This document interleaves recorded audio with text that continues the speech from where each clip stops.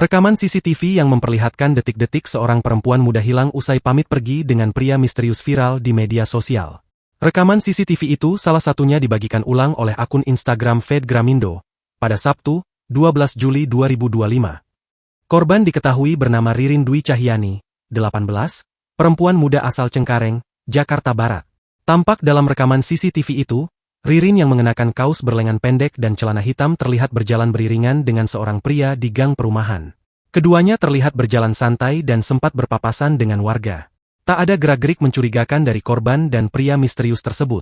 Namun rupanya itu adalah kali terakhir sosok Ririn terlihat, dan dinyatakan menghilang diduga diculik oleh pria yang terekam dalam rekaman CCTV tersebut.